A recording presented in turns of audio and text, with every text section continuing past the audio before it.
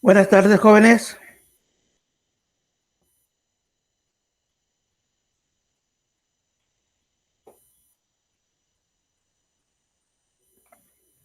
Ok, jóvenes,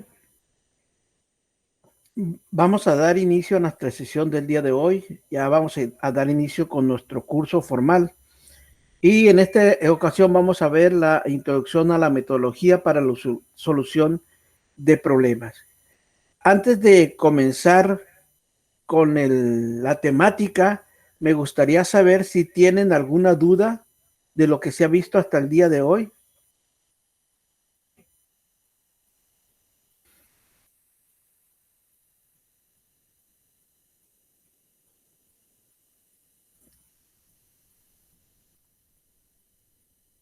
¿No? ¿Todo ha quedado claro hasta ahorita entonces? Muy bien. Ok, si no hay dudas, entonces ya podemos iniciar con nuestra sesión de ahorita. Muy bien, entonces les comentaba la vez pasada, íbamos a ver lo que es la solución de problemas de ingeniería a través del uso de algoritmos, diagramas de flujo, metodología y una metodología. Ok, también recuerden que les dejé que leyeran, bueno, ya les puse ahí en el Blackboard, les puse los dos cuadernillos, supongo que le dieron una revisada, este, leyeron un poco de eso, y en ese sentido, bueno, pues voy a ir haciendo algunas preguntas para ver si tienen claro los conceptos que se manejan ahí. Muy bien, aquí entonces ahorita vamos a ver lo que es la introducción a la metodología de la programación. Antes de ello, vamos a ver entonces un poco lo que sería la introducción a la metodología de la programación. Primera pregunta, ¿alguien sabe o recuerda, ¿sí? ¿Qué proceso vieron ustedes? Ahí en la lectura, ¿alguien recuerda qué es esto de la metodología de la programación?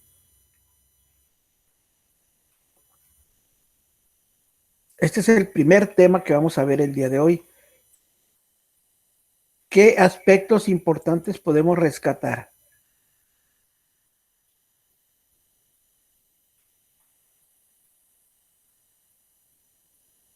A ver, vamos a ver.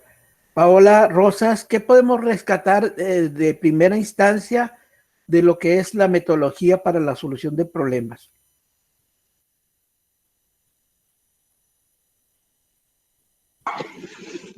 La verdad no leí los, perdón, pero la verdad no leí lo que puso en Blackboard. Bueno, ok. Vamos a simple y sencillamente ahorita recordar un poquito que para el proceso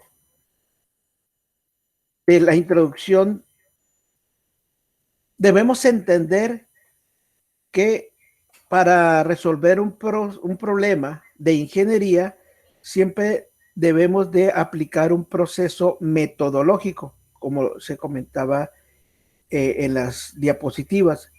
¿Sí? El proceso para la creación de un programa de cómputo que resuelve un problema informático requiere del uso de una metodología sistemática que permita una aproximación gradual a la solución del problema. Les comentaba la sesión pasada que no solamente me va a servir a mí la aplicación de esta metodología en un problema a través de la programación, sino en cualquier problema de ingeniería de software que ustedes quieran resolver. Es posible que ustedes puedan resolver un problema sin la aplicación de la metodología, eso es verdad, pero siempre se recomienda que las personas que están conviviendo por primera vez con este ambiente de programación siempre sigan una metodología. De aquí que ahí les va algo que seguramente me lo van a preguntar porque todos los semestres lo hacen. Les voy a adelantar la respuesta. Sí tienen ustedes que hacer todo el proceso de la metodología para la solución del problema. Repito, sí deben aplicar todo el proceso para solucionar problemas de metodología de la programación. Esta es la respuesta a la pregunta, profe, ¿tenemos que hacer todos los pasos? La respuesta es la que les acabo de dar. Muy bien, ¿qué más podemos rescatar de lo que acabamos de mencionar? Daniel Gutiérrez, ¿qué más podemos rescatar de lo que se leyó ahí en esa primera parte?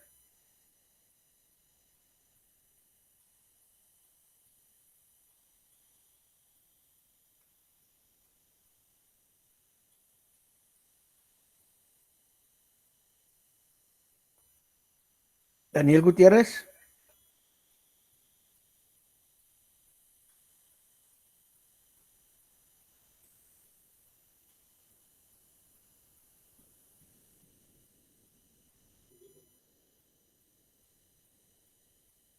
No importa, escríbalo ahí, aunque no lo tenga configurado, escriba su respuesta, lo que quiera aportar.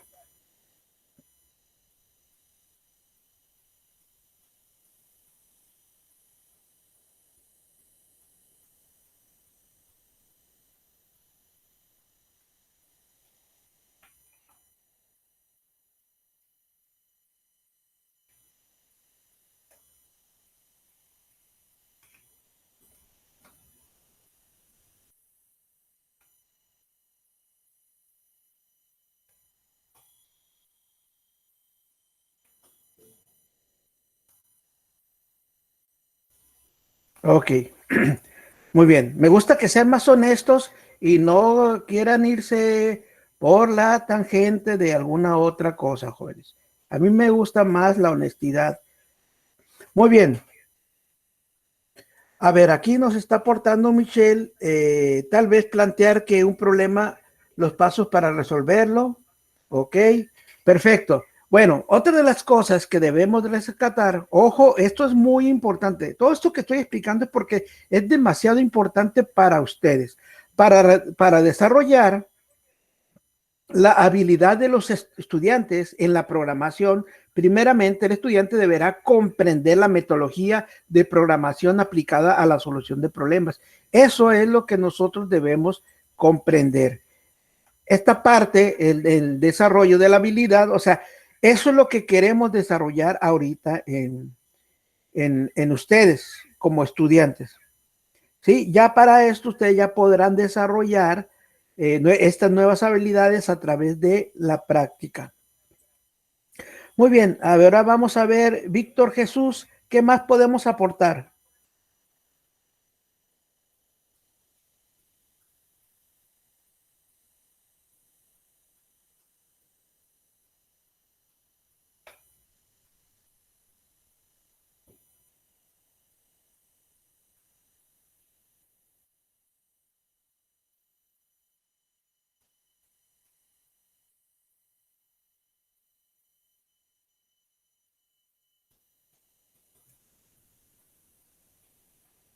Víctor, ¿no me escucha?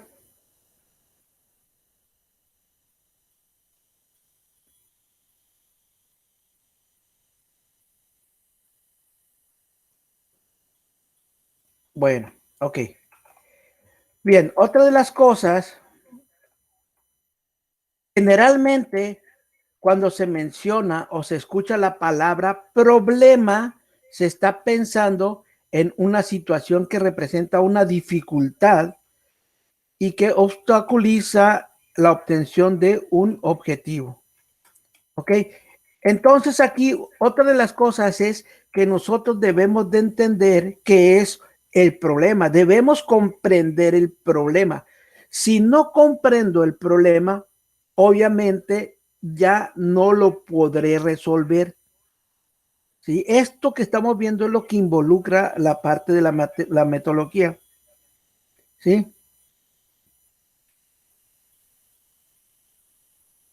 Muy bien. Ahora vamos a ver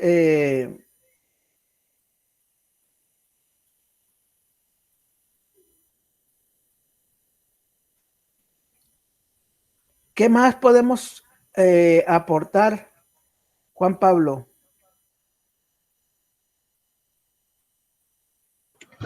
Profe, yo no leí la lectura, no la encuentro. Ok. Bueno. ¿Dónde puedo encontrar la lectura, perdón? En el Blackboard, ahí donde les dije.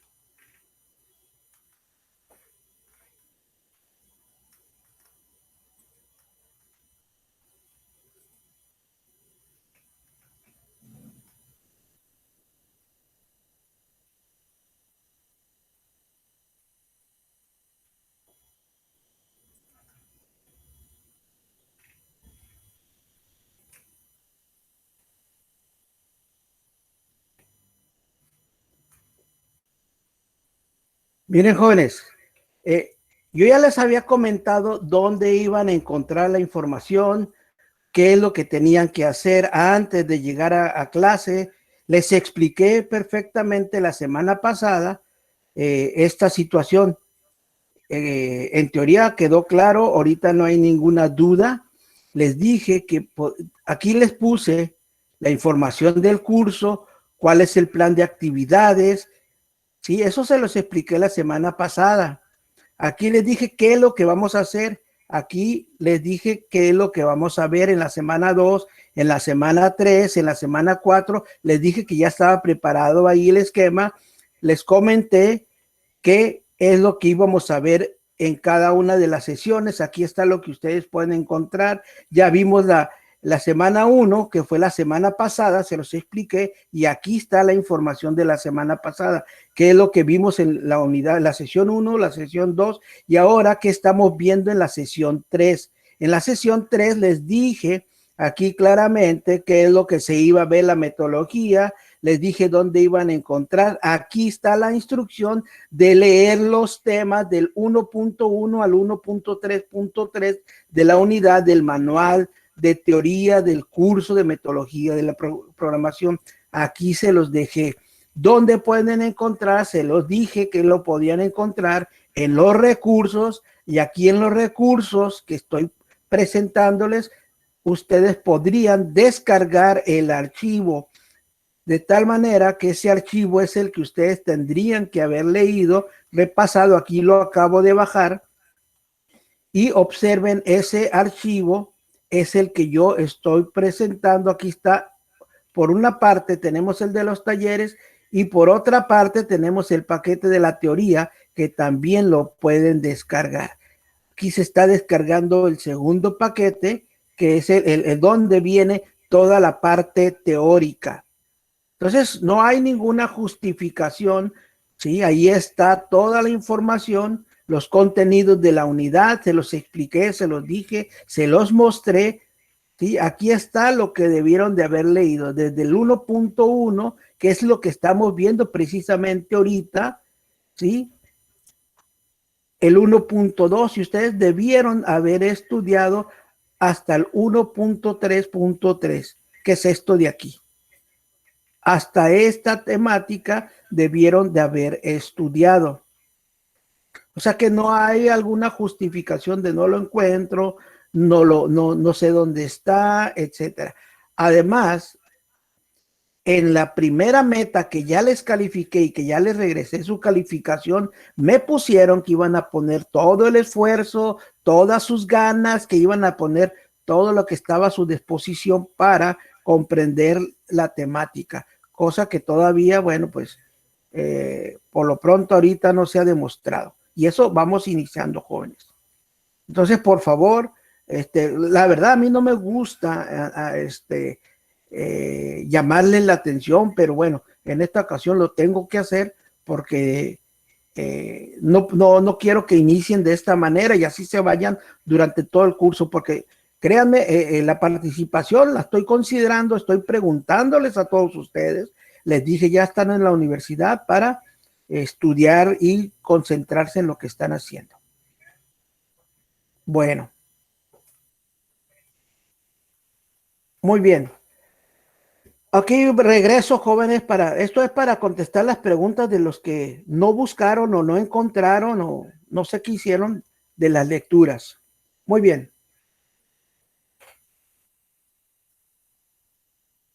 Muy bien, Michelle nos comenta que debe llevar a cabo los pasos de la resolución del problema después de haberlos analizado. Eso es parte de lo que está mencionado aquí y es correcto, Michelle. Bueno, en este caso hay problemas que tienen elementos en común. Eso tiene razón, Diego. Pero algo muy importante en esta situación es que no es como la solución en matemáticas o la solución de otro tipo de problemas que se puede decir que son muy similares y puedo tomar como base un programa anterior o un problema anterior, porque estos requieren de ciertas particularidades para, ¿cómo se llama? Poderlos resolver de manera correcta. Muy bien. Ahora bien, en la siguiente parte, la pregunta que les quiero hacer es, ¿qué es lo que debemos de entender por problema?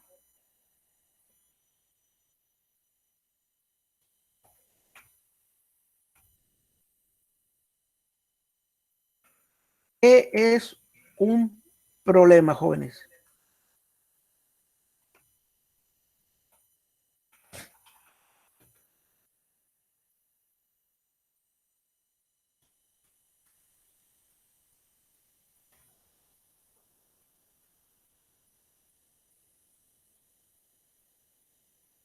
A ver, aquí nos está comentando Gerardo que es un obstáculo, algo que no deja llegar a tu objetivo o meta, una dificultad, una situación que nos impide algo, situación cuya respuesta desconocida debe encontrarse, una situación difícil de resolver. Bueno.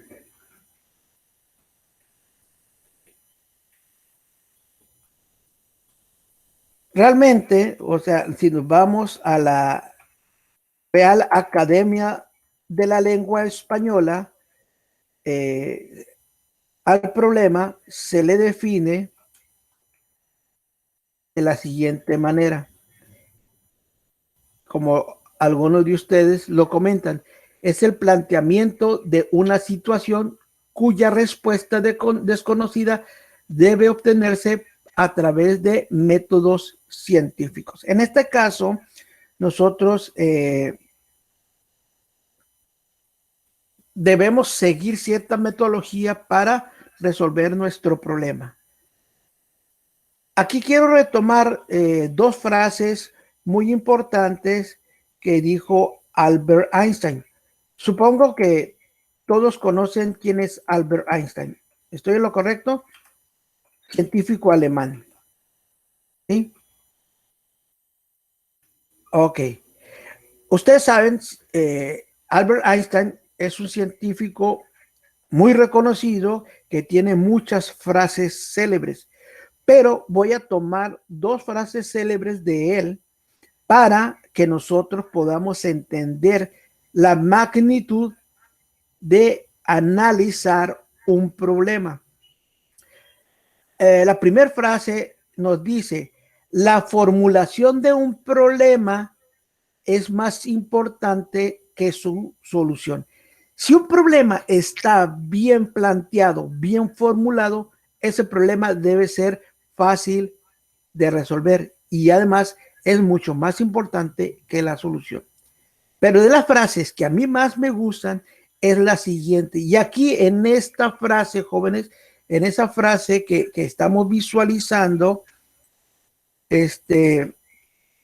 a mí me gustaría recalcar esa frase que dice, fíjense bien la importancia de esta frase, compréndanla y apropiénsela, porque esa frase me va a dar lugar a resolver un problema correctamente.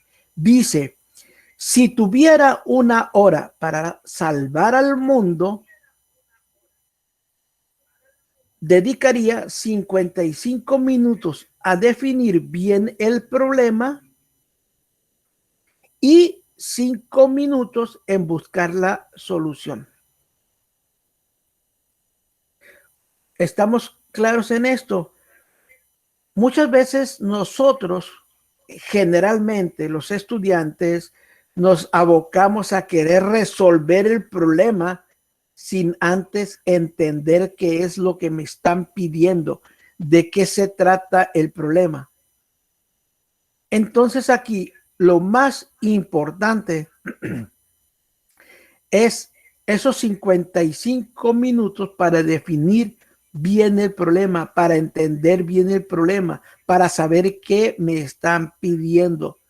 Una vez que yo sepa qué me están pidiendo, lo más sencillo es resolverlo. Por eso a mí me agrada mucho esa frase.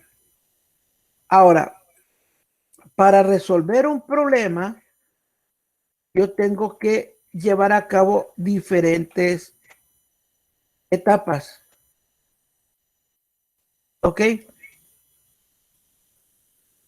Estas etapas son la etapa del análisis, la etapa del diseño, la de codificación, la de compilación, verificación, documentación y mantenimiento. Esto básicamente nosotros lo llevaríamos a cabo cuando vamos a hacer un programa, ¿sí? En este caso, retomando esta frase, las partes más importantes serían estas dos: analizar el problema y diseñar una solución.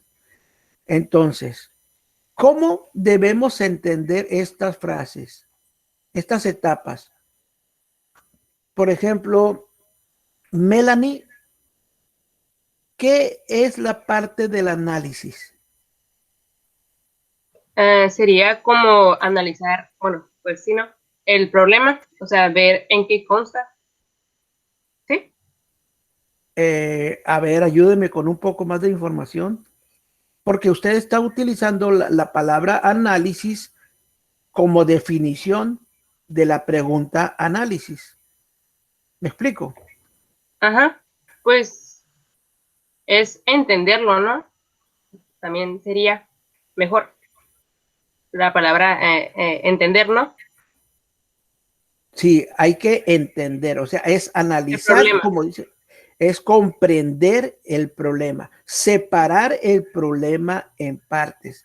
Gracias, Melanie. De aquí nosotros lo que tenemos que hacer es como les había comentado, esta parte de análisis es descomponer. Ustedes recordarán que hay una parte de análisis y síntesis. Análisis significa descomponer y síntesis significa agrupar. En este caso vamos a analizar el problema, vamos a comprender el problema. Para ello, como dice Michelle, tenemos que leer el planteamiento del problema hasta entenderlo, ¿sí? Aquí Francisco dice el porqué del problema, qué va a causar. Bueno, esta parte también, es decir, entender qué es lo que se pide en esta parte. Entonces, la parte del análisis es, como ya lo saben, es la primera parte o el primer paso que se debe de hacer para comprender el problema. Entonces se debe de leer el planteamiento, como algunos de ustedes lo comentan, hasta asegurarse de haber entendido qué es lo que me están pidiendo. Aquí me estoy deteniendo un poco porque esta parte es lo más importante del curso, jóvenes.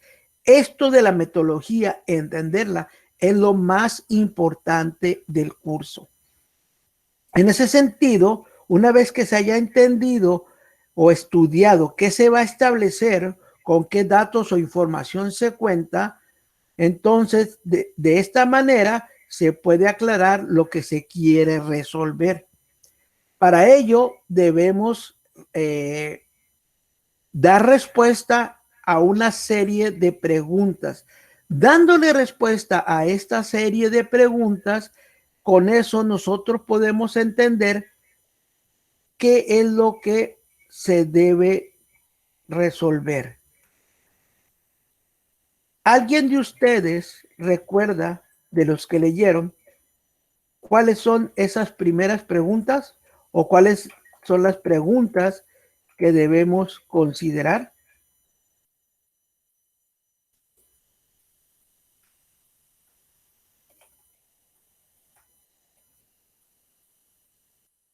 Ok, la primera pregunta, que así como lo mencionan ahorita, es ¿qué se pide? ¿Qué es lo que me están pidiendo en el problema? ¿Sí? Vamos a responder esas preguntas y solo así vamos a entender nuestro problema. ¿Ok? Entonces, lo primero que debemos de entender es qué se está pidiendo. Esa pregunta es simple y sencillamente darle respuesta perdón, una vez que se haya respondido esa pregunta del qué se pide, nosotros ya vamos a saber qué datos, o también debemos preguntarnos qué datos o información tenemos. Primero, la primera pregunta, ¿qué se pide? Es entender de toda el planteamiento de nuestros problemas, debemos de abstraer, sacar la información de qué es lo que nos están pidiendo. ¿Se acuerdan en un ejemplo que les ponía el primer día que decíamos, por ejemplo, a ver si me acuerdo bien del problema que les planteábamos? Decíamos, el papá de Juanito salió a las 8 de la mañana a su trabajo. Se llevó 5 tacos. A la hora de la comida se comió 2. Regresó a las 7 de la tarde a su casa. La pregunta hoy es ¿cuántos tacos regresó a su casa? Ahí está todo el esquema del problema que nos están poniendo. La pregunta ahí, ¿qué se está pidiendo, jóvenes? Hay que quitarle todo la paja a ese planteamiento. Y en este caso, ¿qué es lo que nos piden?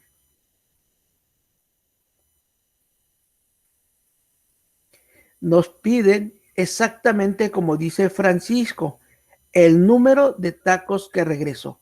No me piden la hora a la que salió, no me piden la hora a la que salió a comer, a la que regresó a su casa. O sea, toda esa es información. Entonces, ¿qué me están pidiendo? Me están pidiendo cuántos tacos regresó a su casa. Eso es lo único que me piden. Ahora, ¿qué datos o información me están dando en ese problema, jóvenes? Que es otra de las preguntas que me están haciendo. ¿Qué datos o información me están dando? Me están dando la información de cuántos tacos se comió. ¿Cuántos tacos, con cuántos tacos salió de su casa y con cuántos tacos regresó? Esa es la información o los datos que me está proporcionando el problema. ¿Sí? Es un problema muy sencillo. que básicamente se hace con una operación. Entonces, ¿qué datos tengo? Tengo el número de tacos con el que salió de su casa.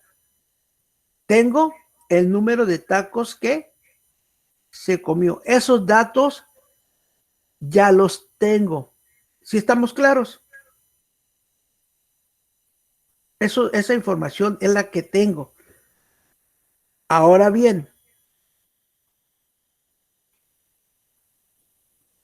Francisco, ¿qué datos me hacen falta? Ya tengo el número de tacos con los que salió de su casa y tengo el número de tacos con los que regresó. Francisco, ¿qué me hace falta? ¿Qué datos hacen falta?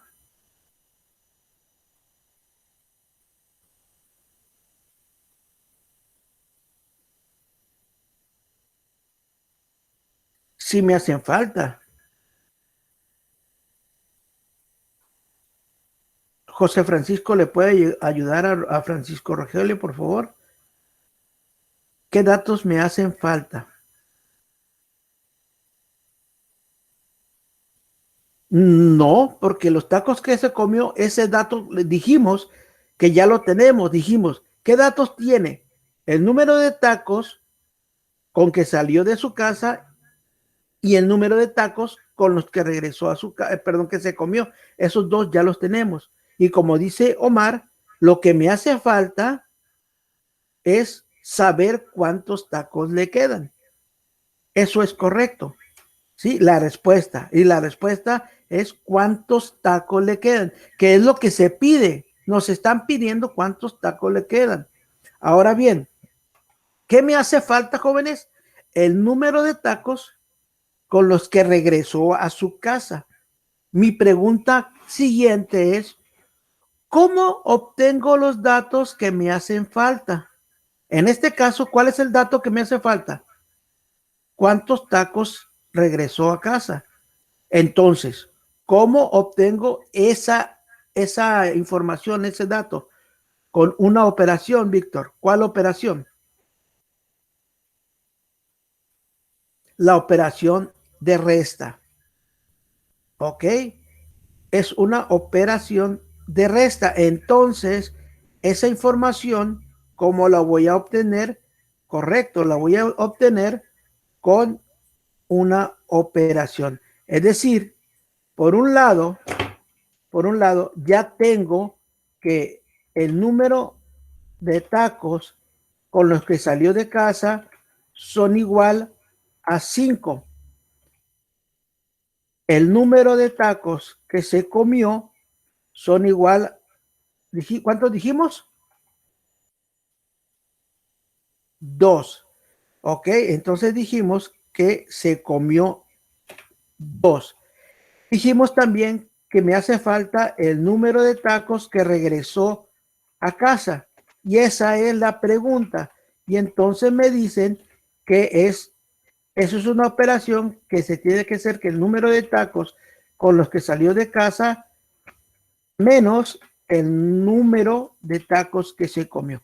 Esa es la respuesta a cómo se obtiene lo que me hace falta. Me hace falta el número de tacos que regresó a casa y eso lo voy a obtener a través de esta operación.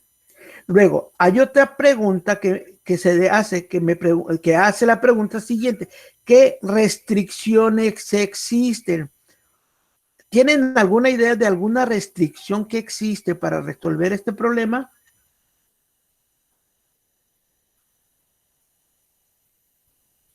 Pues en este caso no hay restricciones. Por lo tanto, ¿cómo se presentan los resultados? En este caso, se le presentan los resultados a un usuario, a la persona que quiere saber, ¿a través de qué? De un mensaje. Es decir, podríamos haber puesto ahora, por ejemplo, el número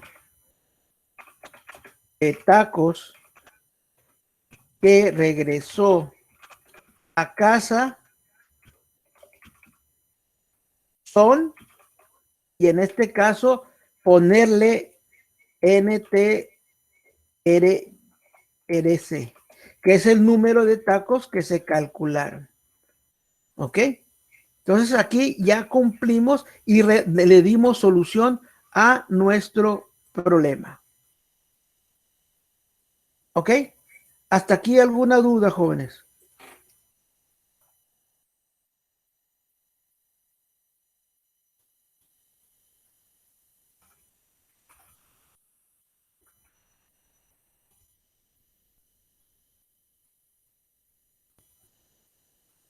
¿No?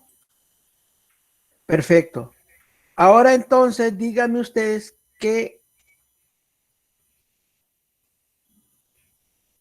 espero que con otras cosas también entienda, Francisco. Muy bien. Ahora, ¿qué debemos de entender por diseño?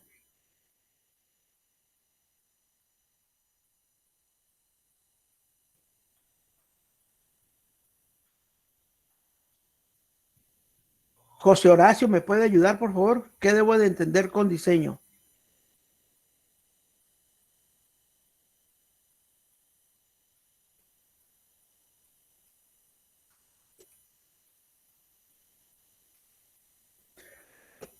Bueno, aquí tenemos, no sé, no escuché ni leí la respuesta de su compañero que le pregunté. José Horacio, no sé si me escuchó. Aquí está.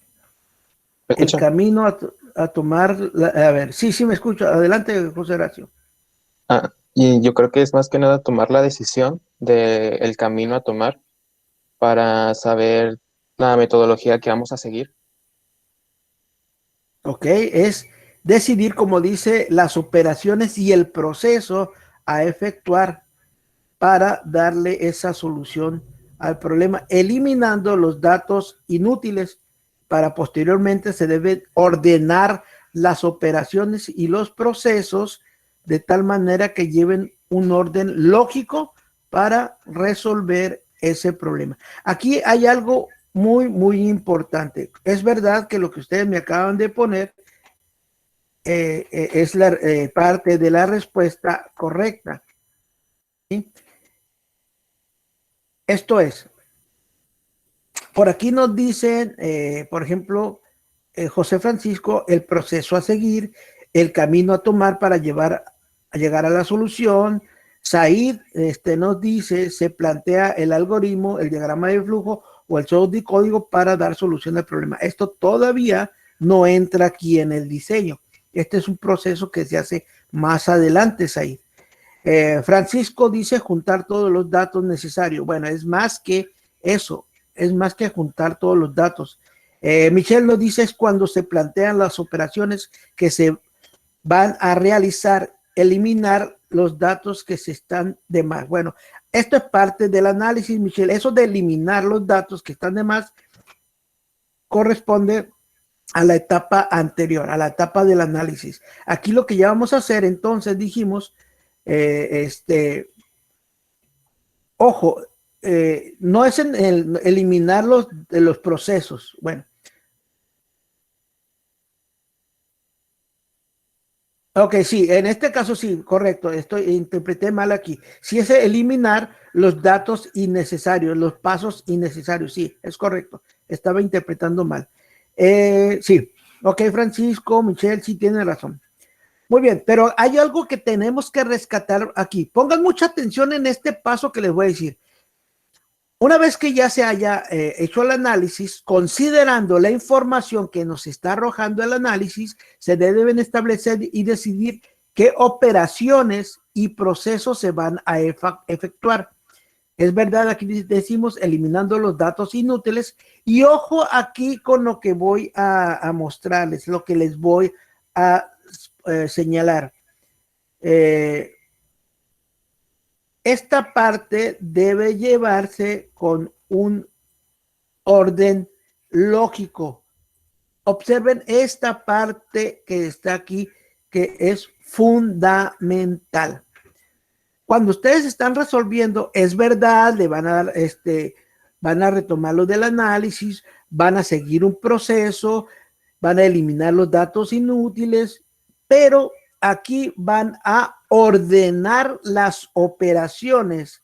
Esa ordenación de las operaciones debe ser un orden lógico, ¿sí? Van a ordenar las operaciones y hacer un orden lógico. ¿Qué significa eso? Por ejemplo, yo no puedo establecer, si yo les voy a pedir a ustedes que sumen dos números,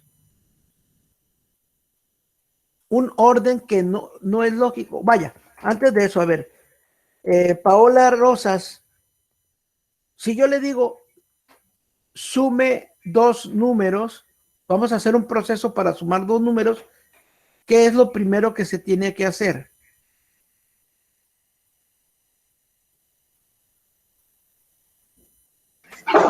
Pues saber cuáles son los números que se van a sumar. Es correcto. Primero necesito saber cuáles son esos dos números. Yo no puedo realizar la operación de esta manera. Por ejemplo, yo podría decir que C es igual a A más B, por ejemplo. Eso que estoy poniendo y luego le digo, dime el valor de A. Y luego le digo, dime el valor de B. Esto que está aquí, es verdad que estos elementos sí pueden resolver un problema, pero no tienen un orden lógico. Si yo les preguntara ahorita, por ejemplo, vamos a sumar dos números, ¿qué datos o información tenemos?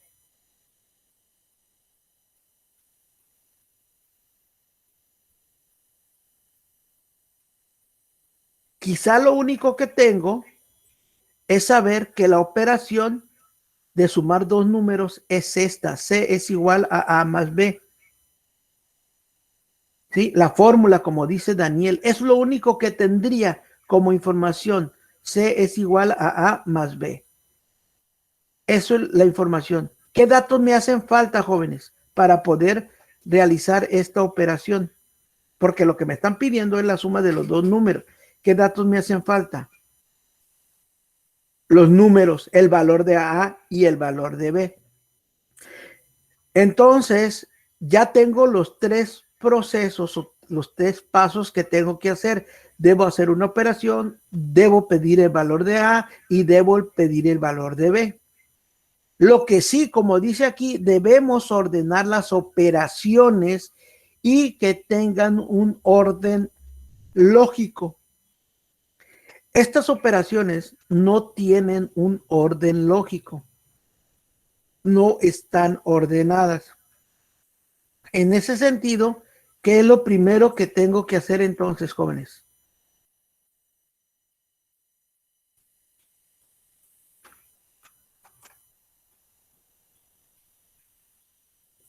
¿Qué es lo que debo de hacer primero dentro de estos tres pasos?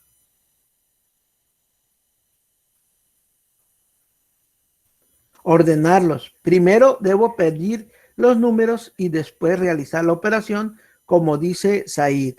Sí, ordenarlos, como dice Paola y como dice Michelle. Entonces, ¿cuál es el orden de estos elementos, jóvenes? Como dice Said, primero debo pedir los valores de A y de B. ¿Ok? Pido el valor de A, luego pido el valor de B. Ya que tenga esos dos valores, puedo realizar la suma. Ahora, una pregunta. ¿Qué pasa si en este caso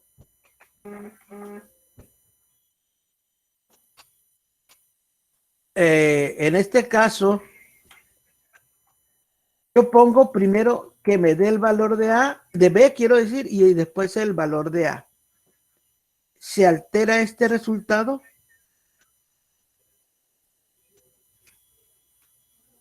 No, ¿verdad?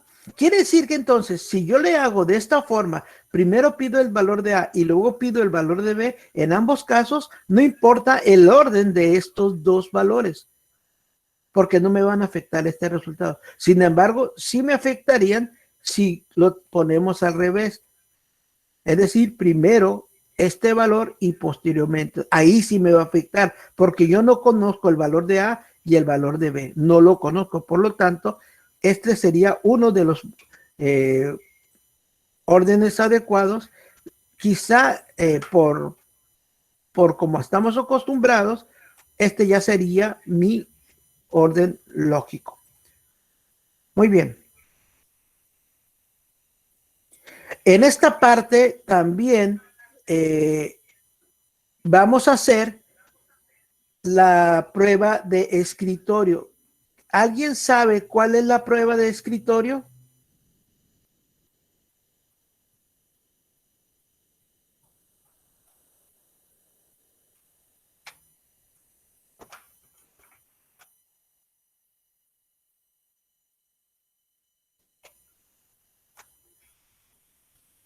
¿Qué es la prueba de escritorio, jóvenes?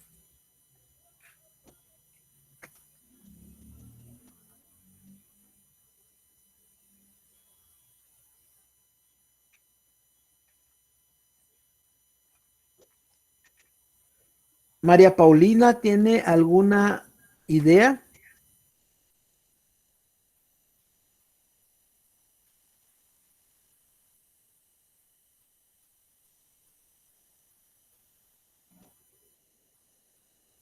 Ok, como nos dice aquí José Horacio, es ver cuál es el comportamiento de nuestro algoritmo. Gracias, María Paulina. Michelle también dice que es como encontrar todos los caminos posibles. Ok, vamos a iniciar con lo que dice José Horacio, es ver cómo se comporta nuestro algoritmo. Esa es una respuesta correcta. Hay que darle seguimiento, más que encontrar todos los caminos, Michelle, es darle seguimiento a todos los caminos que se desarrollaron en nuestro algoritmo, todos los pasos. En este caso solamente hay un paso, un camino, pero hay otros que se tienen que tomar decisiones. Y en ese sentido hay que probar, como dice aquí, es una prueba de escritorio. Esa prueba de escritorio, la prueba de escritorio que nosotros vamos a considerar es ver que todos los caminos que tiene nuestro algoritmo son correctos y nos llevan a la respuesta correcta según ese camino. ¿Ok? Luego viene la parte de la codificación. La codificación en este caso es ya crear la implementación del algoritmo. Aquí ahora sí lo que decían hace ratito, no recuerdo quién nos comentaba lo del algoritmo, pero aquí ya en este caso es implementar un algoritmo o un diagrama de flujo o un pseudocódigo, ya sea en un lenguaje de programación, creando así un programa fuente. Es decir, esta codificación ya es decirle a nuestra computadora cómo va a resolver nuestro problema. Estos pasos que se están dando es para explicarle o nosotros vamos a evaluar cómo se lleva ese proceso en un código, en un lenguaje como C, como Pascal, como Visual Basic. Muy bien. Ya posteriormente viene la etapa de la compilación o la ejecución. En esta parte es como probar que nuestro algoritmo, nuestro programa está siendo ejecutado correctamente. Ok, en este caso, esa codificación, la compilación y ejecución, en esta fase se hace la revisión del programa fuente. A esta revisión se le llama compilación. La compilación consiste en revisar que se ha llevado a cabo cada una de las tres primeras fases, lo que es el análisis léxico, el análisis sintáctico y el análisis semántico. Que esté bien escrito, que tengan sentido las oraciones. Y posteriormente, ya en las últimas fases, vamos a tener lo que es la validación y verificación. Eso es lo que a continuación seguiría en nuestro proceso. Entonces, ¿qué vamos a entender por la validación, la verificación y depuración cuando se ejecuta nuestro problema? Este programa, cuando se ejecuta, puede ocurrir tres posibles errores. El primero de ellos es el error en tiempo de compilación. Es decir, no se ha escrito correctamente una sintaxis, es decir, cómo se debe escribir una oración en un lenguaje, por lo que no se entiende la instrucción. A esto se le llama error de sintaxis. ¿Alguien tiene una idea qué es una sintaxis? Brian, Alexis, ¿me puede ayudar con eso?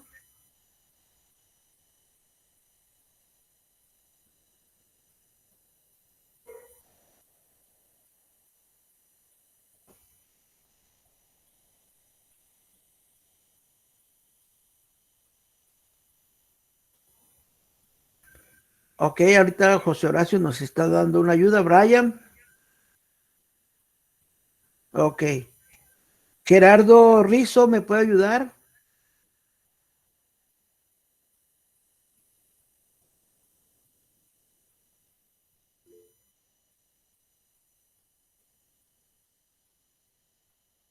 Brian, Omar, adelante. No me acuerdo muy bien, profe, pero creo que era cuando se estudian los pasos, ¿no? Que se realizan para resolver un problema, o sea, el orden y qué función cumplen, algo así, ¿no? Ok, vamos, sí, gracias. Es muy acercada la respuesta. Voy a retomar lo que dice José Horacio. Dice, es el orden lógico de lo que se está escribiendo. Como dice Michelle, la relación de las palabras, que es algo muy similar a lo que nos dice Horacio, es la relación, la secuencia, como dice Said, son las reglas que deben seguir al escribir el código. Eso es correcto. El orden, como dice Juan Pablo, aunque le falta más a su respuesta, pero es el orden que se debe seguir al escribir una sentencia. Ok, aquí Gerardo ya respondió después. Es el orden en que se estudia. Generalmente el orden o la sintaxis es la forma correcta de escribir una oración, ya sea en este caso como una oración en español, o como ustedes saben, una oración en español tiene sujeto, tiene predicado y luego tiene un artículo, una persona, un verbo o la acción del verbo, etcétera. Entonces, la sintaxis es la forma correcta de escribir un enunciado. Es el orden lógico que debe tener un enunciado, como lo dijeron ahí algunos de sus compañeros. Luego viene lo que es el error de ejecución. Primero, este error todavía no se corre o no se ejecuta el programa. Entonces ahí vamos a tener un error de sintaxis porque algo escribimos mal. Pero por otro lado, tenemos los errores al tiempo de ejecutar. Entonces, puede ser que nosotros tengamos correctamente nuestra sintaxis, nuestro léxico y nuestro semántico. Pero cuando tenemos una ejecución, la computadora entiende las instrucciones, pero no puede ejecutarlas. Por ejemplo, una división por cero, una raíz cuadrada de un número negativo. Eso no sabe la computadora que va a ocurrir hasta que se está ejecutando el programa. Porque, por ejemplo, no puede saber qué número es el que está dividiendo. ¿Sí? Y el error lógico, el programa sí puede ejecutarse, pero los resultados van a ser erróneos. Por lo regular, son problemas del algoritmo, es decir, lógica errónea en su diseño. ¿Qué es la lógica? ¿Qué es un error lógico? Un error lógico es haber diseñado un proceso de forma errónea. ¿Ok? Y finalmente vamos a tener lo que es la documentación de un código. En este caso podemos llegar a tener dos tipos de documentación. Lo que es la documentación interna y la documentación externa. En este caso, la documentación y el mantenimiento de un problema, la documentación es la narrativa que describe la problemática y su solución. En ella generalmente se incluyen los procesos, las variables, etcétera. Es ir documentando cuál es mi problema, ponerle el problema arriba, qué variables utilicé, el tipo de variables, etcétera, para que cuando yo vuelva a retomar ese código o alguien ajeno a mí tome ese código, sepa qué es lo que se estaba haciendo. Y tenemos dos tipos, la interna, que este documento es la que describe el problema fuente, el programa fuente, y se utiliza y se puede escribir como comentario de bloques o línea. Eso lo vamos a ver cuando estemos ejecutando un programa. Y la otra es la documentación externa. Esta es la documentación escrita en el archivo Word, en una herramienta o etcétera. Y en ella se va a utilizar posteriormente para incluir los diagramas de flujo, el pseudocódigo, el código, el planteamiento del problema, la respuesta de las preguntas que se han hecho, etcétera, etcétera. Muy bien. Ok, vamos entonces a estudiar cada uno de estos partes ya en un problema real. Para ello, nos vamos a auxiliar del siguiente ejemplo.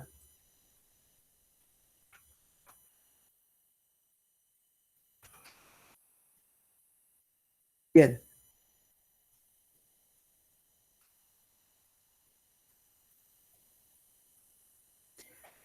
Vamos a ver. Vamos a realizar un programa de cómputo para escribir o encontrar, quiero decir, las raíces x1 y x2 aplicando la fórmula general. Para este caso, no considere las raíces imaginarias. Entonces, aquí tenemos el planteamiento del problema. Realizar un programa de cómputo para encontrar las raíces x1 y x2, aplicando la fórmula general. Para este caso, no considere las raíces imaginarias. Solo indique que existen raíces imaginarias. Muy bien. Para esto, ¿qué vamos a hacer? Primero, pues vamos a contestar las preguntas que se nos están haciendo. Y la primera pregunta es, ¿qué se pide?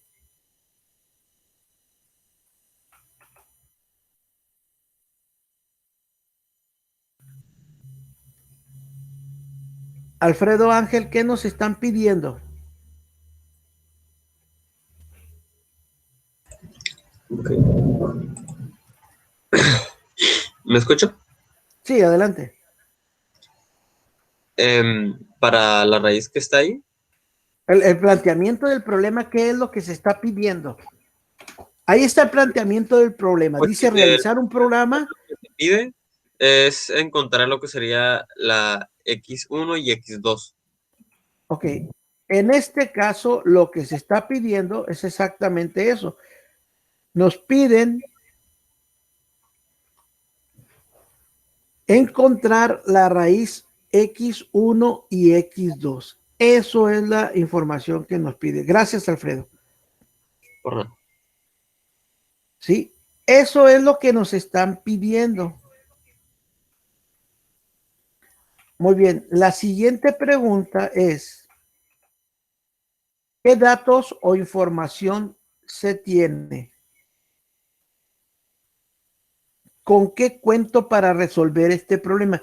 Cuando decimos qué datos o información se tiene, es con qué datos, con qué información, cualquier cosa que me pueda ayudar a resolver este problema.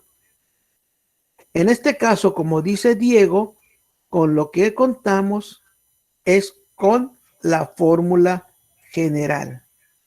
¿Sí? ¿Contamos con alguna otra cosa, jóvenes?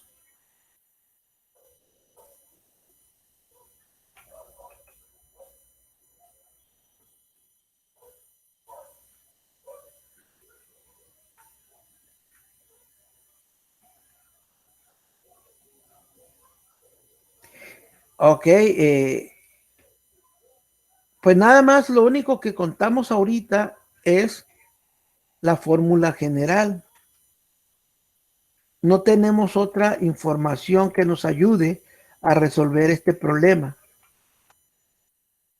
En este caso, ¿qué datos hacen falta? ¿Qué me hace falta, jóvenes?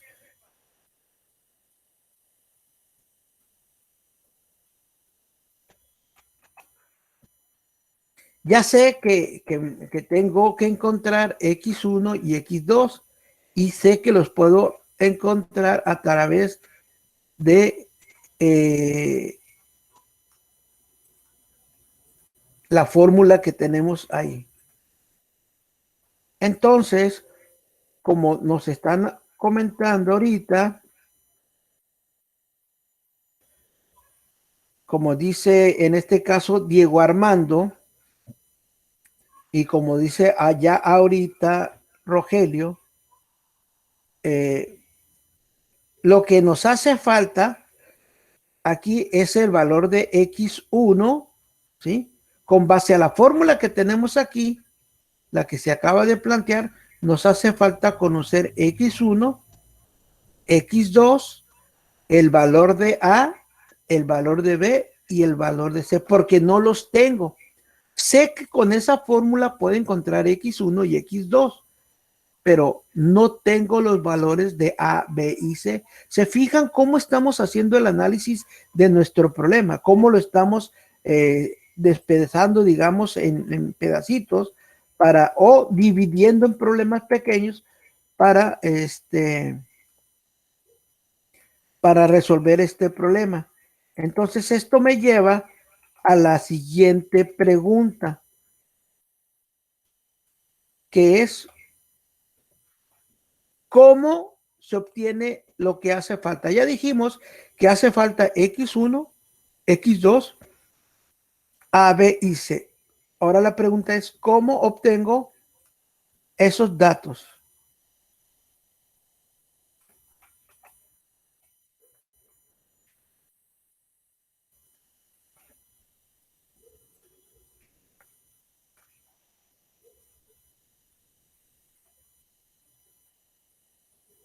Christopher, Alejandro, ¿cómo los obtengo?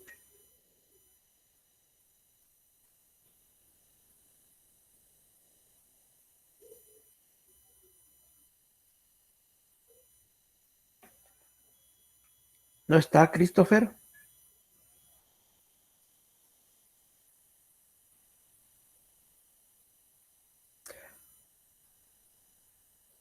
Ah, y la respuesta a la pregunta que le estoy haciendo.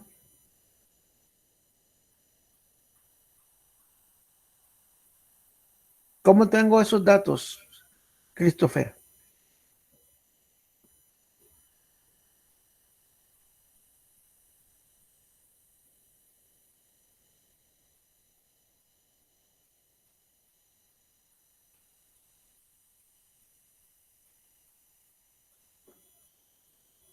Christopher. Ok. Daniel Alejandro, ¿cómo vamos a obtener esos datos?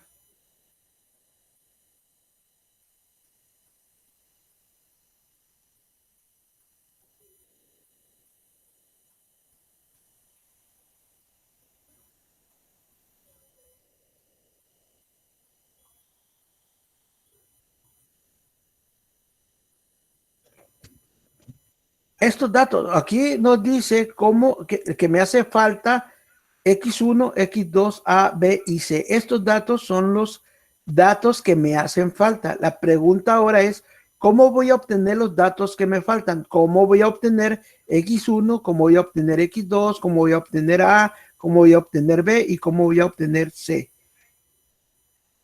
¿Ya está clara la pregunta, Daniel Alejandro?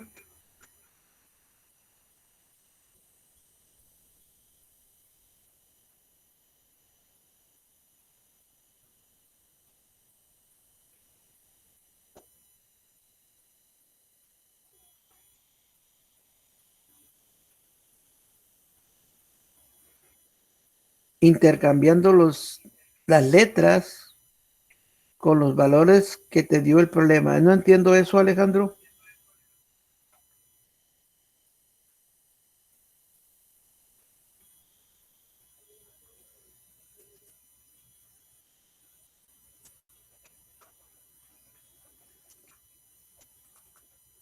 Bueno, vamos a retomar la respuesta de algunos de sus compañeros que están estableciendo aquí. Por ejemplo, Francisco Rogelio dice que X1 y X2 resolviendo, aunque aquí le falta ponerle que resolviendo parte de la fórmula y que A, B y C se le obtienen preguntando. ¿Preguntando a quién?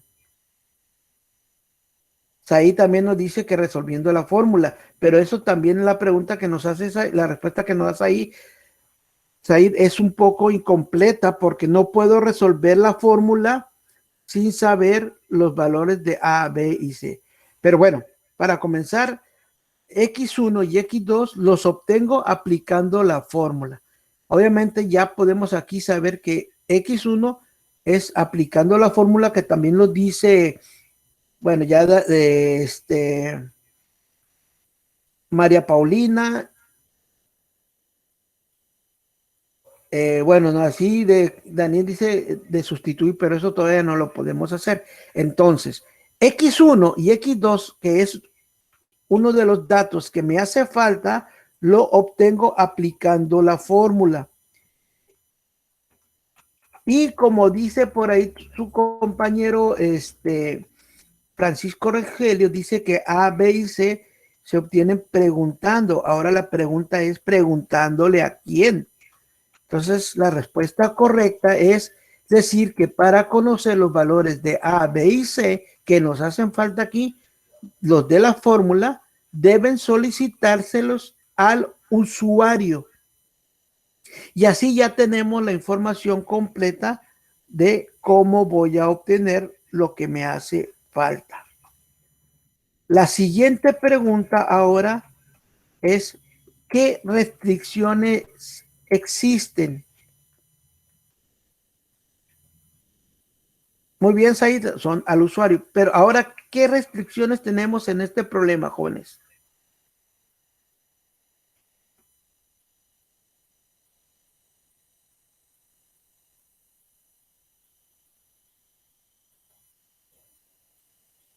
A ver, Daniel Rivera, ¿me apoya?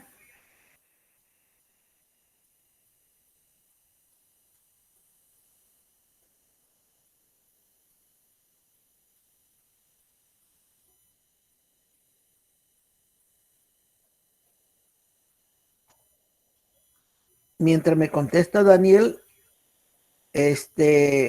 Paola, no, el problema, no hay una restricción de que no nos hayan dado los valores de A, B y C. Eso no es una restricción, dado que para conocerlos ya dijimos aquí que se los vamos a pedir al usuario. Por lo tanto, eso ya no es una restricción. ¿Ok?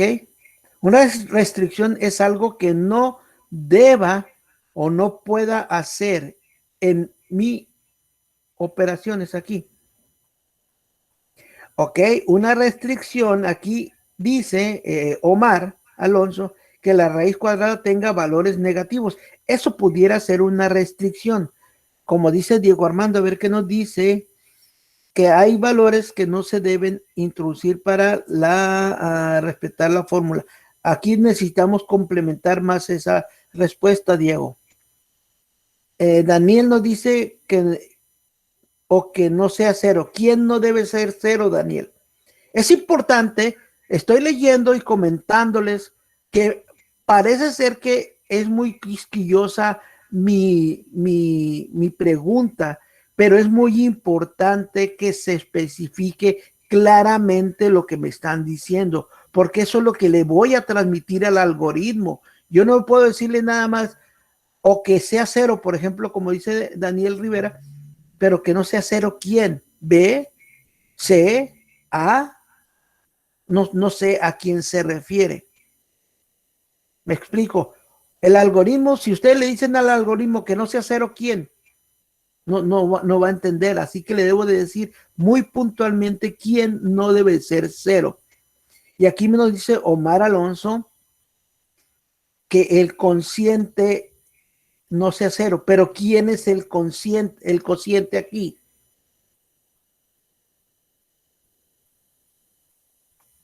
Y en este caso, como dices ahí, no considerar las raíces imaginarias, solo indicarla. Eso sería una restricción que nos han establecido.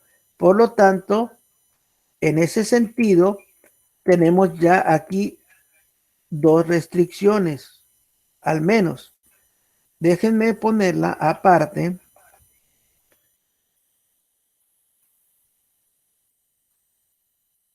Esa pregunta que se está haciendo, ¿qué restricciones tiene? Es para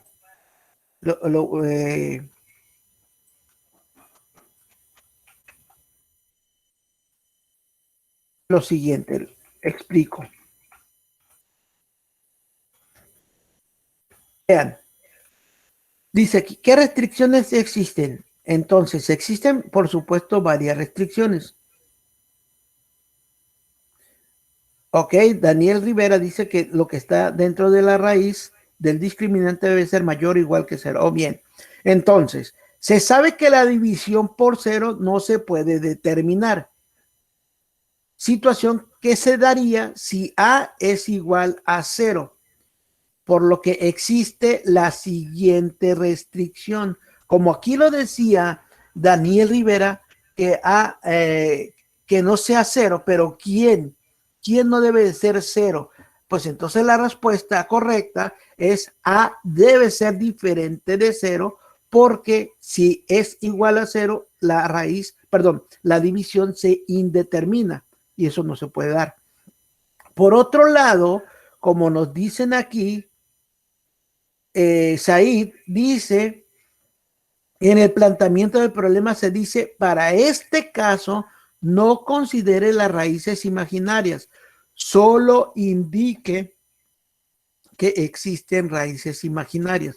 En todo caso, entonces, ¿cuándo se dan las raíces imaginarias? Las raíces imaginarias se dan si el discriminante, es decir, si b al cuadrado menos 4ac es negativa, como dicen ustedes, lo que está dentro de la raíz, y lo que está dentro de la raíz es el discriminante, y el discriminante está representado por b cuadrado menos 4ac. Por lo tanto, la restricción es que b cuadrada menos 4ac debe ser mayor o igual a 0, como aquí bien lo indica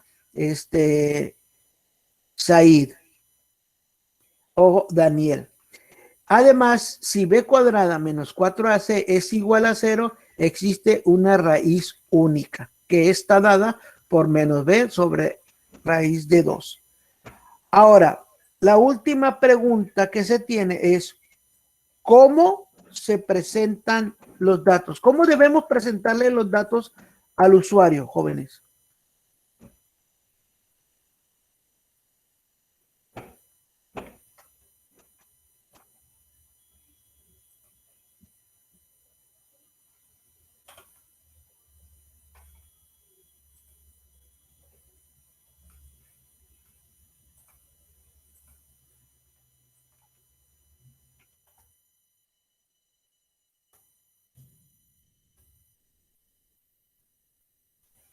¿Cómo debo presentarle los datos al usuario? Ok, Said, es correcto. Aquí no nos dicen cómo se deben presentar.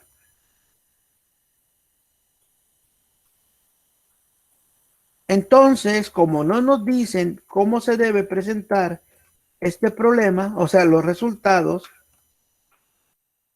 nosotros entonces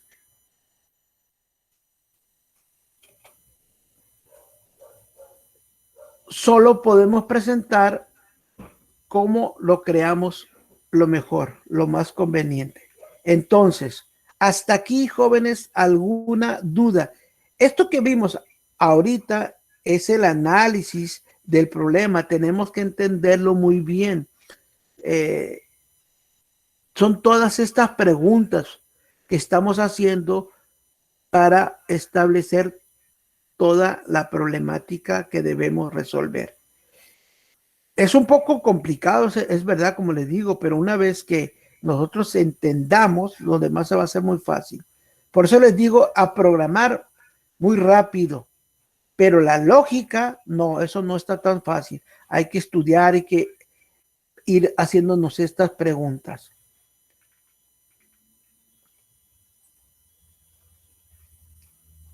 ¿Alguna duda, jóvenes?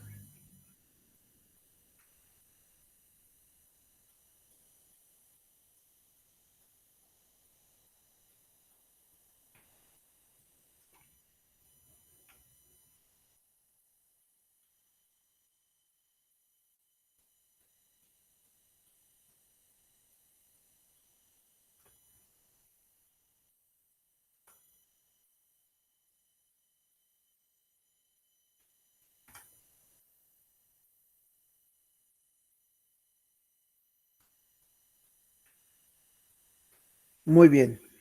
Ok, entonces no hay dudas. ¿Alguien de ustedes sabe qué es un algoritmo?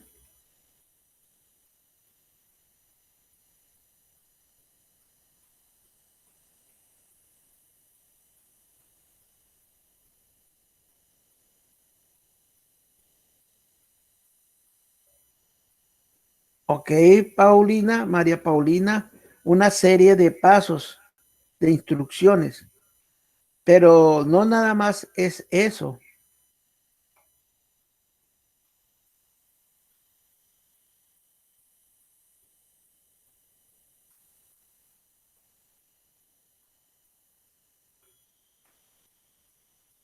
Ok, no solo es una serie de operaciones para llegar a un objetivo. Nadie me ha dado todavía la respuesta, digamos, porque hay algo importante.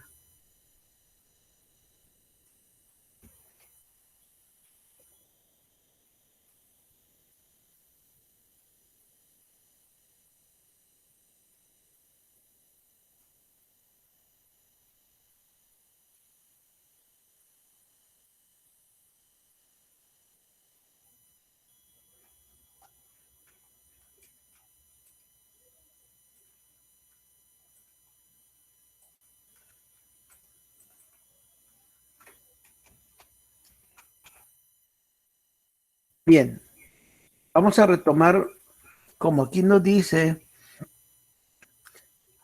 ya Francisco nos proporcionó una respuesta más acertada y correcta, porque es una serie de pasos ordenados, organizados, ordenados en una secuencia lógica. Muy bien. La definición de algoritmo es una secuencia finita de instrucciones, reglas o pasos que describen de forma precisa. Cuando hablamos de forma precisa, quiere decir ordenados. Las operaciones de una computadora debe realizar para llevar a cabo una tarea en un tiempo finito. Entonces aquí lo que debemos de rescatar que es una serie de pasos finitos y ordenados. No pueden ir en desorden como lo explicamos hace rato. Se tienen que ordenar. No puedo primero calcular A más B y después pedir A y después pedir B. No, primero debo pedir A, pedir B y después realizar la operación. Eso es algo importante en los algoritmos. Entonces, la definición de algoritmo es una secuencia finita de instrucciones ordenadas que se deben seguir para lograr un objetivo.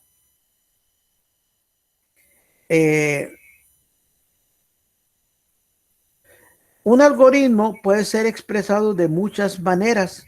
Entre ellos puede ser expresado de manera natural, es decir, a través del lenguaje natural, a través de un pseudocódigo, a través de un diagrama de flujo, de un lenguaje de programación, etc.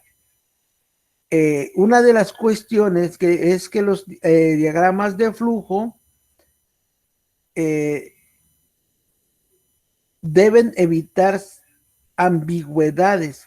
¿Qué significa que no deben de evitar ambigüedades? Es decir, que no se presten a confusión en el seguimiento de sus pasos. Muy bien. Aquí vamos a ver una de las características importantes de un algoritmo.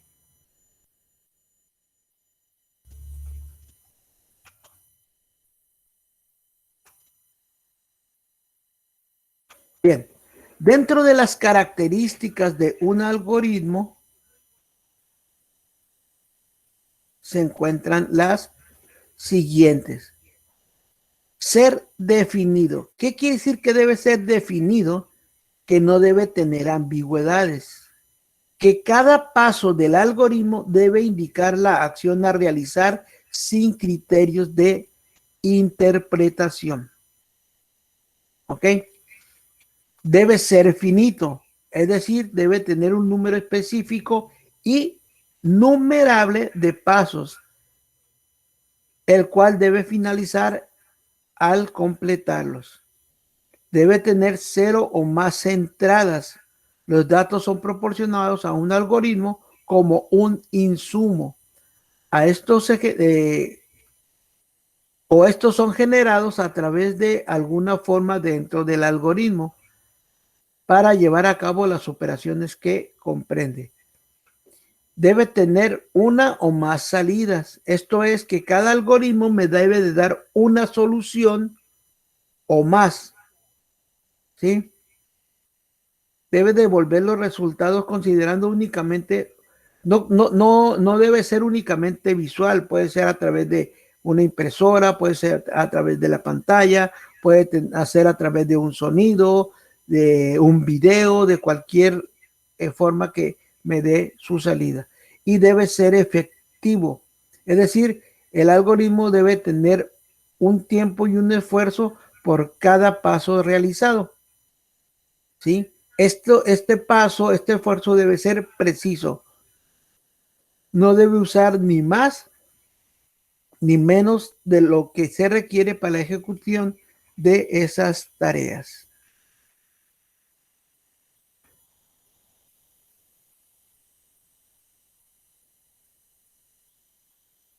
Bien, vamos a ver lo siguiente. Pongan mucha atención en esto para comprender lo que es el algoritmo.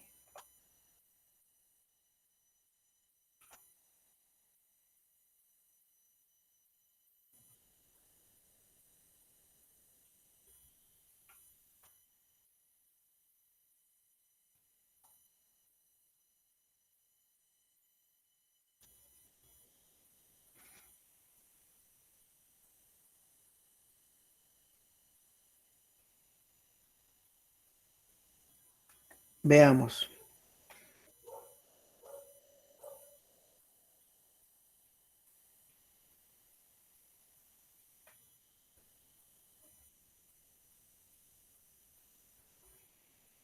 Fíjense bien, vamos a recordar la definición del algoritmo. Implícitamente dice que es una serie de pasos ordenados, ¿sí? Pasos que describen una forma precisa.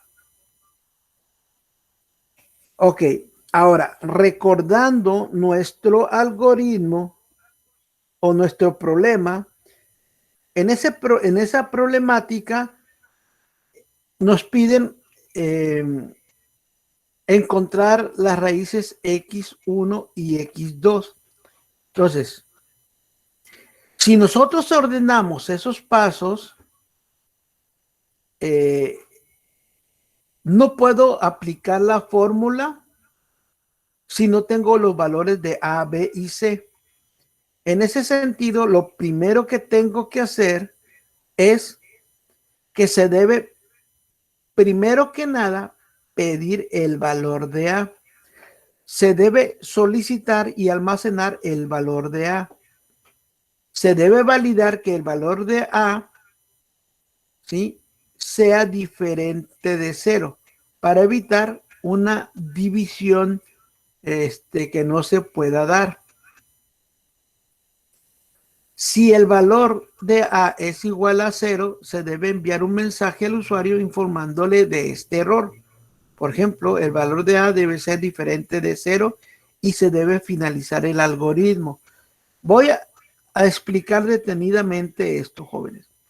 Ustedes, antes de aplicar la fórmula para encontrar X y 1, deben pedir los valores de A, B y C. ¿Ok?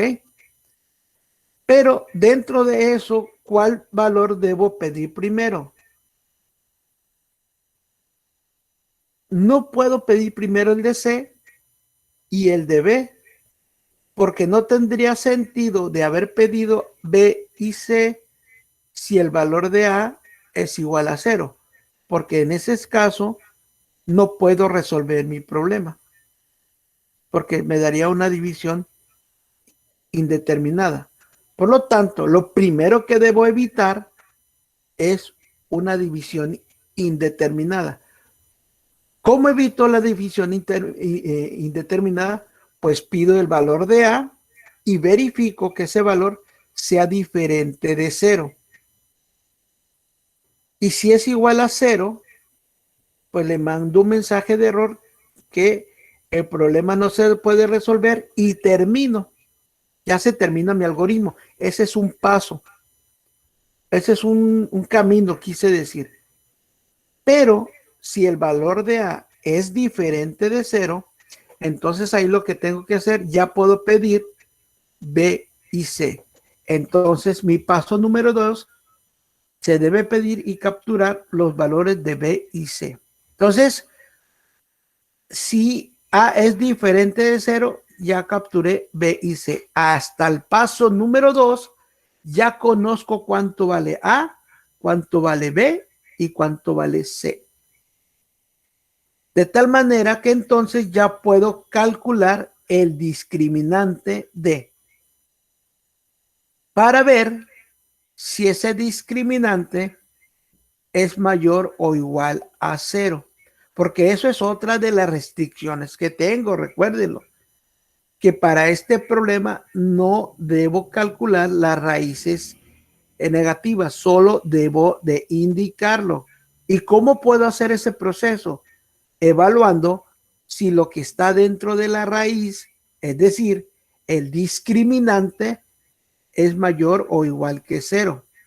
Entonces, primero se calcula el discriminante con la fórmula b cuadrada menos 4ac. Se sabe que no se debe considerar las raíces imaginarias, por lo cual el discriminante debe ser mayor o igual a 0, por lo que el siguiente paso es evaluar el contenido del discriminante. Entonces, en el paso número 3, voy a calcular el discriminante. Ahora, en el paso número 4, voy a evaluar si el discriminante es mayor o igual a 0. O, de lo contrario, si es menor que 0, decirle al usuario que son raíces imaginarias y el programa o el algoritmo termina, porque ya ese es mi segundo camino. Si hay una raíz imaginaria, ya entonces terminaría. Pero entonces, ¿cómo sé que hay una raíz imaginaria? Evalúo si el valor de D es menor a 0. Esto significa que existe una raíz imaginaria por lo que le debemos informar al usuario con un mensaje. Por ejemplo, las raíces son imaginarias y se termina el algoritmo. Ya no hay nada que hacer. Ese es mi segundo camino. Mi primer camino es que no puedo tener división por cero con A. Y el segundo es que no puedo tener raíces negativas. Pero si no hay división por cero y si no hay raíces negativas, puedo seguir mi tercer camino, que es encontrar si D es igual a cero. Si D es igual a cero, esto significa que las raíces de x1 y x2 son iguales. Por lo tanto, verifica si D es igual a cero. De ser así, se tiene la situación de una sola raíz, lo que debe calcularse con esta fórmula. Y también se le presenta al usuario este valor y termina. Ese es mi tercer camino.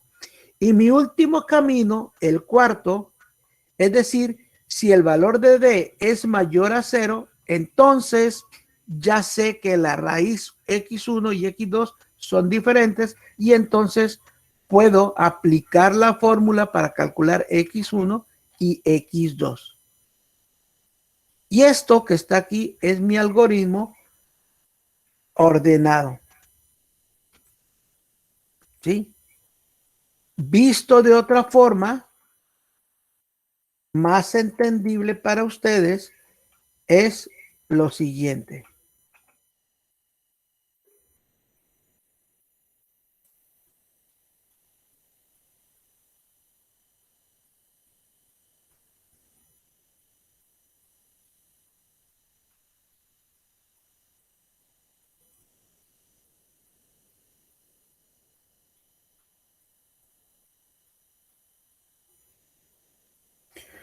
Vean, esto ya es mi algoritmo, en donde están la serie de pasos. Entonces tenemos un inicio en el algoritmo como lo habíamos descrito anteriormente. Sí, tenemos el inicio. Paso número 1, iniciar. Paso número 2, solicitar y almacenar el valor de A. Si el valor de A es igual a 0, entonces escribimos el valor de A debe ser diferente de 0. Ir a fin, es decir, al paso número 10. Si no es menor que 0, entonces se debe pedir y capturar los valores de B y de C. En el paso número 5, ahora es calcular el valor de D. D es igual a B cuadrada menos 4AC. Pasamos al paso número 6. Vamos a evaluar si el valor de D es menor que 0. Entonces escribimos las raíces son imaginarias y nos vamos a fin. Se termina. Pero si esto no sucede, entonces si D es igual a 0, entonces estamos hablando de X. X es igual a menos B entre 2A y escribir raíz única y el valor que se calculó y se guardó en X. Y nos vamos a fin. Pero si en este caso no hay raíz única, vamos a calcular el valor de x1 con la fórmula y de x2 con la siguiente fórmula. Se presentan los valores de x1 y x2 y se termina. Aquí ya tenemos los 4 posibles caminos.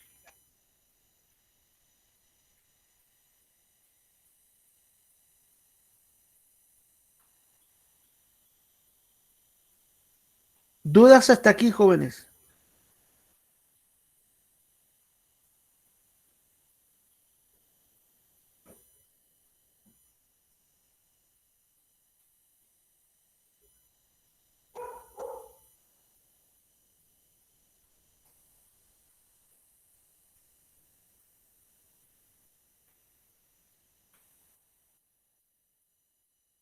Ok. Ahora vamos a entender lo que es la prueba de escritorio. significa o qué es la prueba de escritorio, como habíamos comentado anteriormente? La prueba de escritorio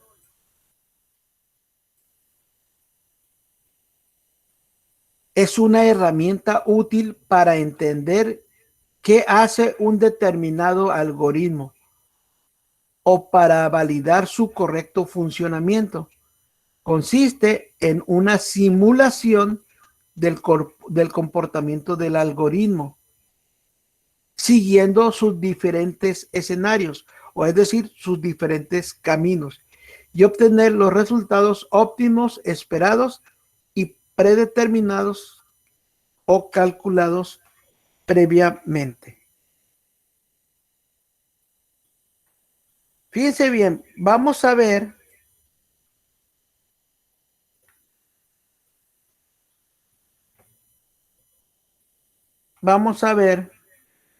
la prueba de escritorio en los diferentes escenarios.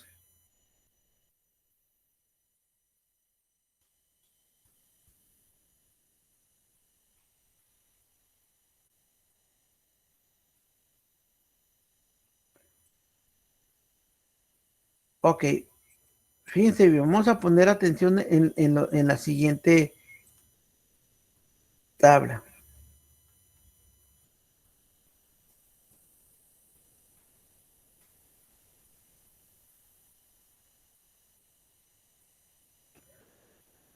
Ok, por el lado izquierdo, ustedes pueden observar nuestro pseudocódigo, nuestro algoritmo, quiero decir. ¿Sí? Fíjense bien, tenemos el inicio, tenemos la solicitud del valor de A, la evaluación de A, etcétera, lo que ya explicamos que le da solución a nuestro problema. Vamos a ver en el caso que los valores de X1 y X2 se pueden calcular. Ok, pongan atención. Entonces, iniciamos. Estamos en el paso 1. Se inicia. Esto que vamos a hacer es la prueba de escritorio. Paso número 2. Solicitar y almacenar el valor de A. En este caso, le estamos pidiendo al usuario el valor de A. El valor de A, el usuario le proporcionó un 1. ¿Ok? Luego, vamos al paso número 3. Atención aquí. Si el valor de A es igual a 0, entonces escribir este mensaje que está aquí y nos vamos al paso 10, es decir, a fin. Pregunta, ¿con el valor que el usuario le dio aquí, esta condición se cumple? Edwin.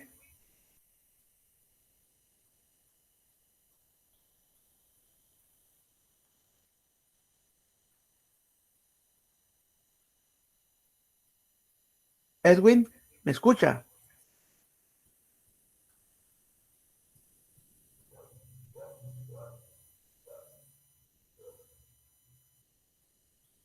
No está Edwin. Alfredo Ángel. Sí. Con el valor de A que le da al usuario, ¿se cumple esta condición del paso número 3? Ay, a ver, déjame acercarme a la pantalla.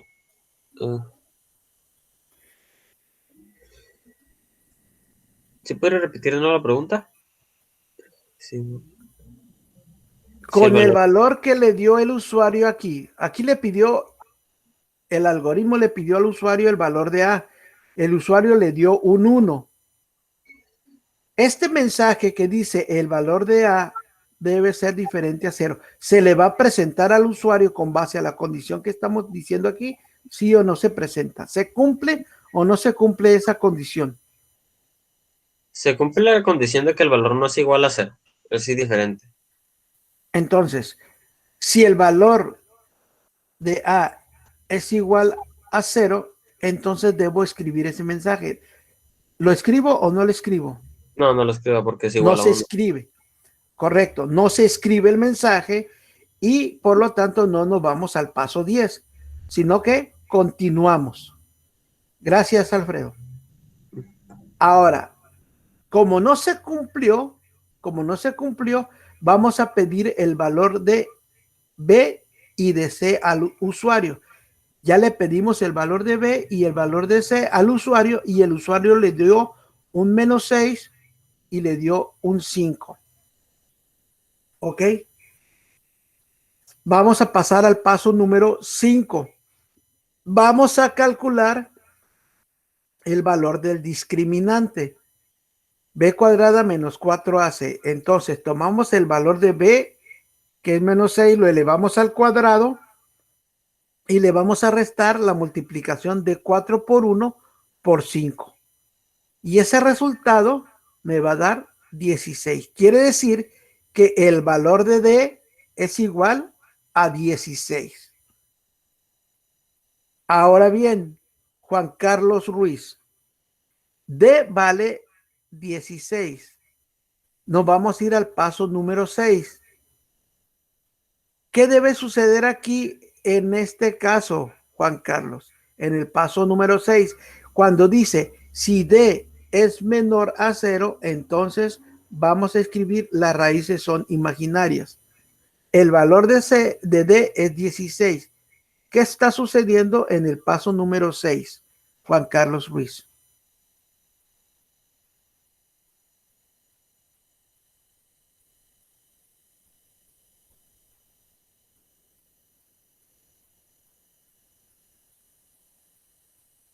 ¿No está Juan Carlos?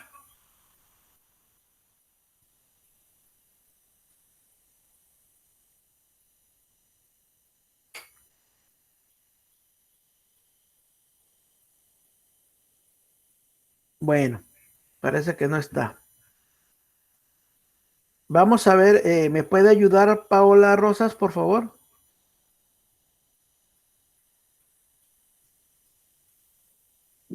¿Me repite la pregunta, por favor? Sí, en este caso ya sabemos que D vale 16. En el paso Ajá. número 5 se calculó y D vale 16. Ujú. Vamos a realizar el paso número 6. Y aquí se debe evaluar el valor de D. Aquí está la evaluación. La pregunta es, ¿se escribe este mensaje y se va al paso 10 o qué sucede aquí? No, sí puede continuar porque el resultado no es 0. Ok. No es menor que 0. Lo que dice aquí, si D es menor a 0, entonces hacemos esto. Pero el valor no es menor de 0. ¿Estamos correctos? Por lo Sí. tanto, Paola, gracias. El algoritmo continúa. Es lo que estamos haciendo, es la evaluación de nuestro algoritmo. Estamos probando que funciona. Entonces, ahora estamos en el paso número 7. Omar, ¿qué es lo que sucede aquí en este paso número 7, Omar?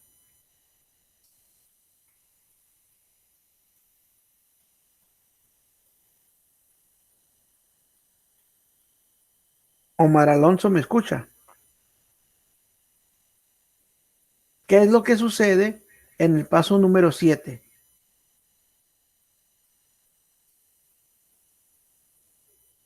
¿Lo ejecuta o continúa? ¿Y por qué?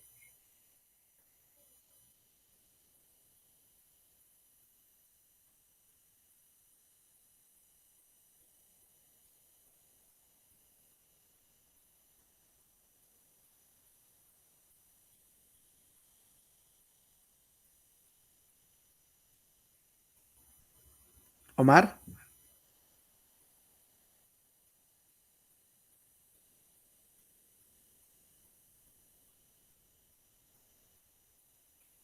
Bien, aquí la instrucción dice, si no, si D es igual a 0, entonces se ejecuta esta instrucción y debemos escribir que es única.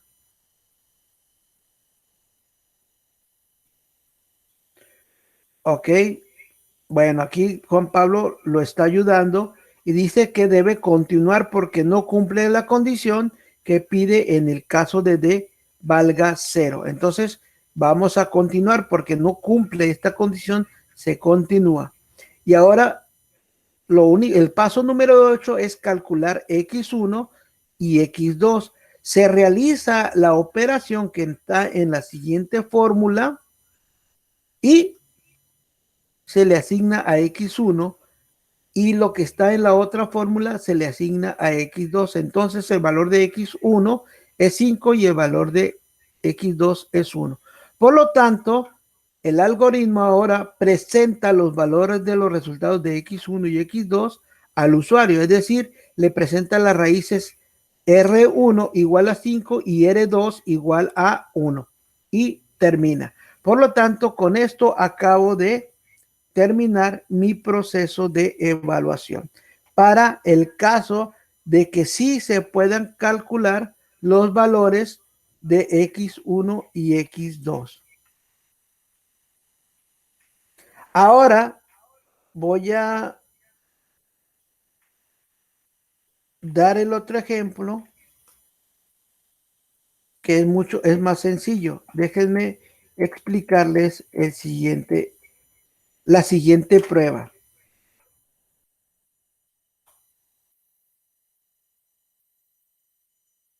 Vamos a hacer la evaluación cuando la fórmula no se puede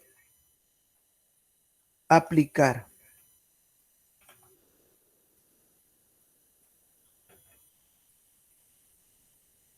Que es esta que estoy dando aquí, pero ahorita lo vamos a...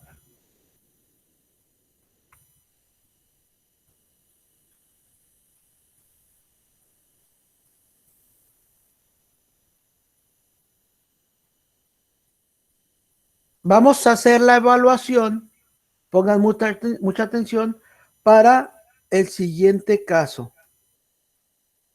¿Ok? Vean.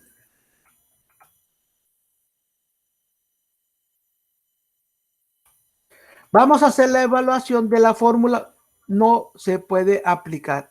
A es igual a 0. Fíjense bien, ya tenemos en el caso que calculamos x1 y x2. Ahora vamos a hacer lo siguiente. Ya nos quedan 3 minutitos nada más. Bien, vean, vamos a dar inicio a nuestro algoritmo. Luego, paso número 2, solicitamos y almacenamos el valor de A. Entonces, el algoritmo le pide el valor de A al usuario. El usuario le da un valor de 0. Entonces, ¿cuánto vale A? En este caso, Michelle, ¿cuánto vale A?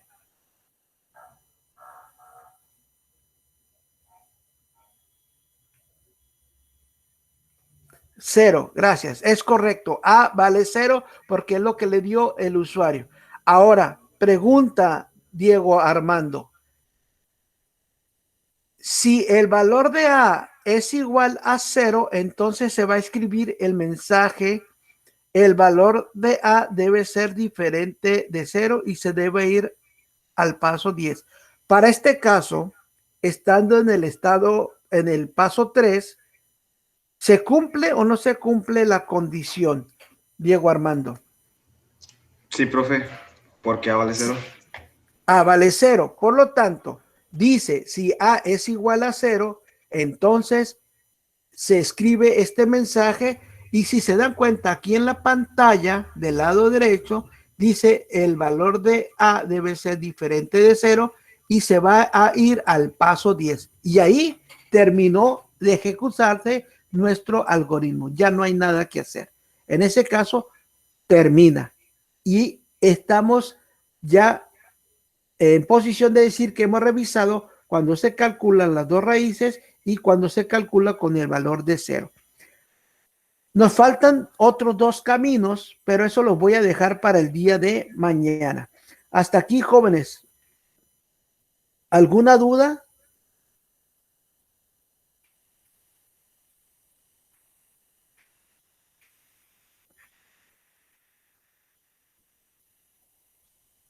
Bueno, por favor, estudien los siguientes pasos del 1.4 en adelante, porque quizás se les esté haciendo complicado ahorita entender todo esto. ¿Por qué? Porque a lo mejor no estudiaron, no leyeron. Ok, jóvenes, les pido por favor que para el día de mañana lean las notas, estudienla para que podamos entender bien este proceso. Ok, perfecto, jóvenes. Si no hay dudas, ya son las 4:50 exactamente. Los voy a dejar libres. Recuerden, pónganme su apellido paterno y su presente. Nos vemos el día de mañana para continuar con la temática. Hasta luego, jóvenes. Cuídense mucho. Chau, chau.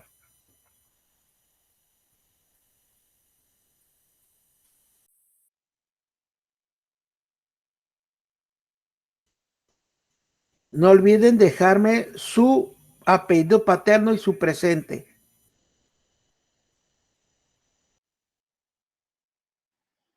Hasta luego, profe.